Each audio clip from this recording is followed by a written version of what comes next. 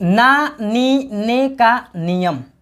गो मतलब जाना नहीं होता है, कम मतलब आना नहीं होता है, सिट मतलब बैठना भी नहीं होता है, इट मतलब खाना ये भी गलत है, प्ले मतलब खेलना भी गलत है, ड्रिंक मतलब पीना नहीं होता है। तो दोस्तों इट मतलब खाना नहीं होता है, प्ले मतलब खेलना नहीं होता है, ड्रिंक मतलब पीना नहीं होता है। तो ड्रिंक का वास्तविक हिंदी क्या होगा? इट मतलब खाना नहीं होता है तो इट का वास्तविक हिंदी क्या होगा? प्ले मतलब खेलना नहीं होता है तो प्ले का वास्तविक हिंदी क्या होगा? यदि ड्रिंक मतलब पीना नहीं होता है तो पीना का वास्तविक अंग्रेजी क्या होगा? बैठना का सीट नहीं होता है तो बैठना को अंग्रेजी में क्या कहते हैं? ईट मतलब खाना नहीं होता है तो खाना को अंग्रेजी में क्या कहते हैं? जाना गो मीन्स जाना नहीं होता है तो जाना को अंग्रेजी में क्या कहते हैं? यदि आप सब इन डाउट को क्लियर करना चाहते हैं, इनका वास्तविक अंग्रेजी और हिंदी मीनिंग जानना चाहते हैं तो इस वीडियो को अंत तक जरूर देखिएगा। मैं वादा करता हूं कि अगर आपने इस वीडियो को अंत तक देख लिया तो आपके पास कोई डाउट नहीं बचेगा। Hello everyone, this is Kundan and you are watching my YouTube channel English with Kundan. तो चलिए इस वीडियो को शुरू करते हैं। तो दोस्तों आप यहाँ पे देख सकते हैं सीट मतलब बैठना गलत है, कम मतलब आना गलत है, गो मतलब जाना गलत है। तो वास्तव में सही क्या है आइए यहाँ पे देखते हैं। यदि सपोज दैट आप क्लास में हैं और क्लास छुट्टी हो गई, तब मैंने आपसे सिर्फ एक वर्ड बोला गो, तो क्या आप समझेंगे गो मतलब जाओ? आप इसका मीनिंग होगा जाओ। यदि आप बाहर हैं और मैं आपको केवल एक वर्ड बोलूं कम, तो आप क्या समझेंगे? आओ। मैंने आपको बुलाया यानी आप समझेंगे आओ। यदि आप क्लास में खड़े हैं, मैंने एक वर्ड आपको बोला सिट, आप क्या समझेंगे? बैठो। सिट मीन्स बैठो। यदि आपके पास कुछ खाने की चीज़ें हैं, मैंने बोला ईट, आप क्या समझेंगे? खाओ। यदि आप प्लेग्राउंड में गए, मैंने आपको बोला प्ले, आप क्या समझेंगे? खेलो। यदि आपके पास कुछ पीने की चीज़ें हैं, मैंने आपको बोला ड्रिंक, आप क्या समझेंगे? पियो। ड्रिंक मीन्स पियो। तो दोस्तों गो मीन्स जाओ, इट मीन्स खाओ, कम मीन्स आओ, सिट मीन्स बैठो, प्ले मीन्स खेलो, ड्रिंक मीन्स पियो होता है। तो पीना, खेलना, खाना, जाना, आना, बैठना की वास्तविक अंग्रेजी क्या होगी? आपके माइंड में ये डाउट उत्पन्न हो रहा है कि जाना को, खाना को, आना को, पढ़ना को, सोना को, इन सभी को अंग्रेजी में क्या बोलते हैं? तो चलिए मैं आपका डाउट क्लियर करता हूं। तो दोस्तों चलिए सबसे पहले रूल को समझते हैं।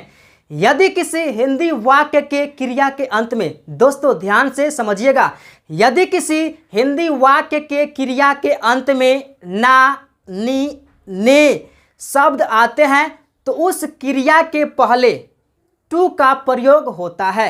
आप यहाँ पे देखिए दोस्तों, रूल, अगर किसी हिंदी वाक्य में किसी क्रिया के अंत में ना, नी, ने शब्द आते हैं, यानी ना, नी, ने शब्द आते हैं, तो अंग्रेजी में उस क्रिया के पहले टू लगाया जाता है। जैसे जाना, तो दोस्तों आप यहाँ पे देख सकते हैं जाना, यानी यह एक आपका वर्ब है, क्रिया है, और इसके अंत में ना आया है, तो यहाँ पे हमने लगाया है उस क्रिया के पहले टू, टू गो। यानी ना के लिए यहाँ पे हमने टू लगाया और जाना को गो, टू गो। आना, तो यहाँ भी इस क्रिया के अंत में ना है तो टू कम। बैठना, यहाँ भी इस क्रिया के अंत में ना है, टू सीट, टू सीट। तो दोस्तों खेलना, टू प्ले, हंसना, टू लाफ, प्यार करना, टू लव, हेट करना, टू हेट। यानी ना आ रहा है तो वहाँ पे टू लगाएंगे। ओके फ्रेंड्स, तो आइए दोस्तों इनको एग्जाम्पल से अच्छे तरीके से समझते हैं। ना, नी, ने, यानी जहाँ कहीं आपको हिंदी वाक्य के क्रिया के अंत में ना, नी, ने दिख जाए तो वहाँ पे आपको क्रिया के पहले जो है टू का यूज करना है। जैसे मुझे जाना है, मुझे जाना है, यानी यहाँ पे ये वाला आपका हिंदी वाक्य है और इसके क्रिया के अंत में ना है।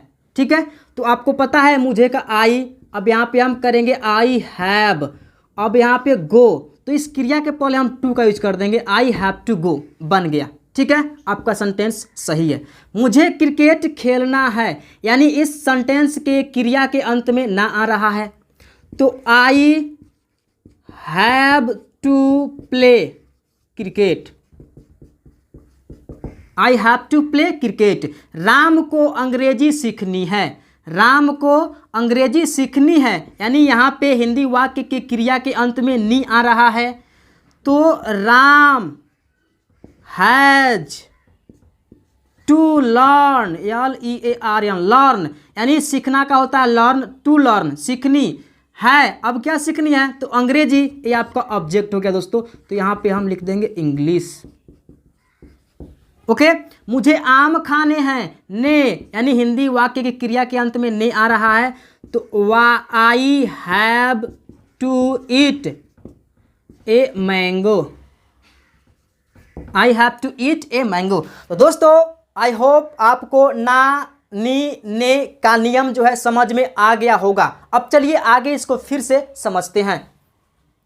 दोस्तों यहाँ समझने का प्रयास कीजिएगा, बहुत से हिंदी वाक्यों में एक से ज़्यादा बार ना नी ने, ध्यान से समझिए, बहुत से हिंदी वाक्यों में एक से ज़्यादा बार ना नी ने आता है, जिसके लिए अंग्रेजी में एक से ज़्यादा बार टू भी लगाया जाता है। यानी हिंदी वाक्य में एक से ज़्यादा बार ना नी ने आता है, तो उसके लिए एक से ज़्यादा बार भी हम लोग टू लगाते हैं। ध्यान से यहाँ पे समझिए, एग्जाम्पल के रूप में मुझे क्रिकेट खेलने जाना है, यानी यहाँ भी ने आया है, यहाँ भी ना आया है, तो ना नी ने का नियम यहाँ पे काम करेगा दोस्तों।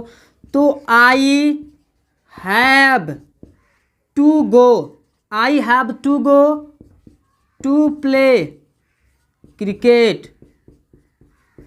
तो आप यहाँ पे देख सकते हैं I have to go to play, यानी इसके लिए भी टू लगाया, इसके लिए भी टू लगाया। ठीक है, दूसरा देखते हैं, मुझे अंग्रेजी सीखने जाना है, अंग्रेजी सीखने, यहाँ भी ने है, यहाँ भी ना है। ठीक है, तो I have to go, I have to go to learn English, I have to go to learn English. ठीक है, तो सबसे पहले यहाँ पे टू गो को हमने क्यों लिखा, क्योंकि आपका जो है सबसे पहले काम यही हो रहा है। ठीक है, ठीक है, समझ गए।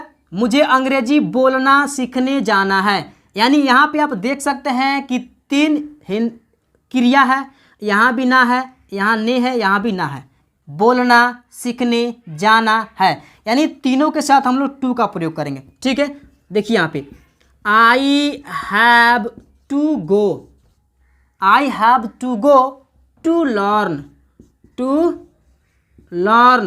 To speak,